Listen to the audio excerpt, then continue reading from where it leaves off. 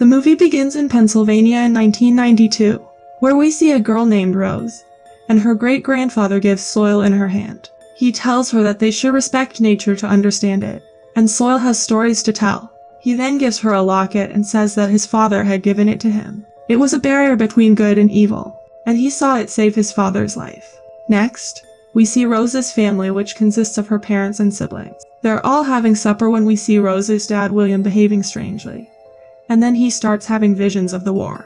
He gets angry and says let him bleed out, after which he gets up and leaves from there. The kids ask their mother what's wrong with him, to which she says he is sick. Now in the night, the sound wakes up William, and he picks up the hammer kept nearby. He gets up and attacks his wife with that hammer and kills her. Here Rose wakes up, and we see that William is now killing Rose's siblings with the same hammer. Then he goes to Rose's room, but she is not there. He then comes out looking for her, mistaking Rose for Hank. Rose says she is not Hank, to which he says he can set him free. And before he could attack her, Rose's grandfather stops him and tells Rose to run away, after which William kills him and gets shot too. The next day, police come to investigate the place. Serge tells the officer that he used to drop William home drunk after the war. He said he used to see things. The officer tells him that William's wife and kids are passed on too, except for his eldest. Serge gets shocked to hear this and asks him to find her. After some time they find her sitting in the woods, and Serge asks her if she has any other family, to which she says no. He says he knows a place couple of states away, where he spent some time as a child himself. If she goes there, she won't have to worry about anything. Next, we see Father Henry in a church. A man comes to him and tells him a girl was taken to St. John's this morning, and he thinks he needs to take a look at this. Father Henry tells him that he will be in touch with the Reverend Mother. Meanwhile, Rose reaches the convent, where Reverend Mother Agnes welcomes her, and she says she is going to stay with them. Now the movie forwards 10 years from here, where Rose has grown up. She goes to the church and confesses that she thinks about her father ever since she has been here. Father Theodore asks her if has she considered taking her final vows, to which she says yes, but she feels that she could do more for the world. But Father Theodore says she should begin with herself. She then meets her friend Sister Ella, who has been here for 8 years, and she says that she has decided to take her final vows. Now that night, Rose hears some voice as the wind blows. She gets a little scared of this and takes out the locket given to her by her grandfather. She then starts reading the prayers, after which she hears someone whispering her name, and that it came for her. Next, we see Mother Reverend comes to her room and asks her if something is troubling her, to which she says no. Mother Reverend tells her that when she first came here, they embraced her as one of their own. Yet there are certain things she chooses to face alone. She lost her family, but God is her family and they are her family. And then she asks her to take a rest. That night while she is sleeping, she begins to have nightmares, and we see that she is getting kind of possessed. And then suddenly she gets up and flies out of her mouth. Now the next day, she again goes to the confession booth and tells Father Theodore that she feels alone. Father asks her about last night at home, to which she says all she remembers is the pain in her father's eyes. He used to say, "Kill me." There was a consistent rhythm like a clock. Her world was falling apart, but her heart was steady. Father says he has felt her regret since she arrived, but rather than it disappear over the years, it's grown. Her emotions are ultimately a test, designed to strengthen her faith. She then runs to Sister Ella and Sister Lily, and asks them if they noticed anything strange around here, to which they say everything around them is normal. Sister Ella suggests that if she is not feeling well, ask for the doctor. She then again goes to the confession booth and tells Father Theodore that she is seeing things that aren't there, and hearing things that don't exist, but she notices that Father Theodore is not in there. She then starts looking for him and meets Jeremiah, who tells her that Father Theodore is preparing a sermon for midnight mass. She says he was in church, to which he says he has been here for over an hour and she was in the booth alone when he came here.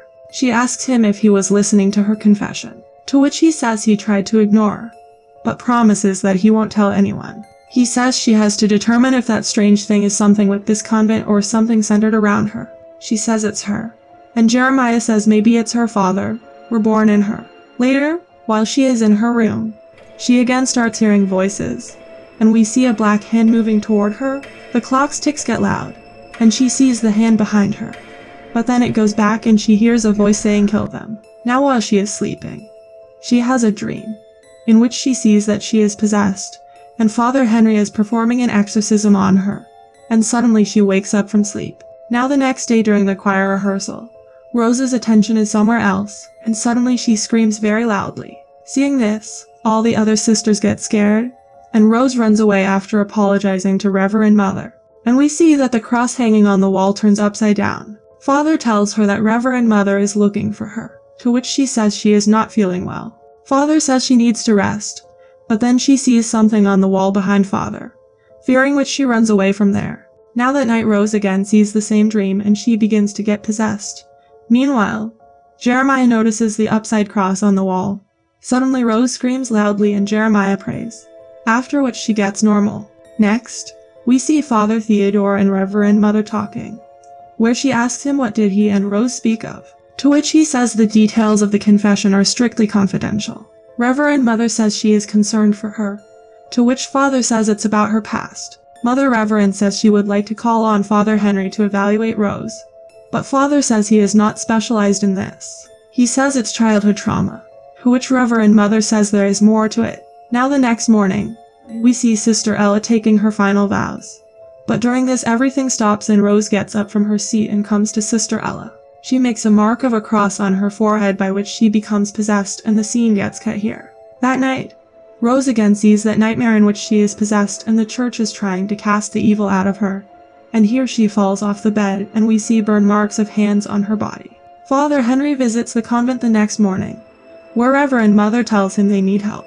She shows him a bent cross and says she found it in her room, and there are more in the hallway and in other rooms. He says he has seen a cross flying and turned upside down, but he has never seen anything like this. She then tells him about Rose, and Father Henry says he would like to meet her as soon as possible.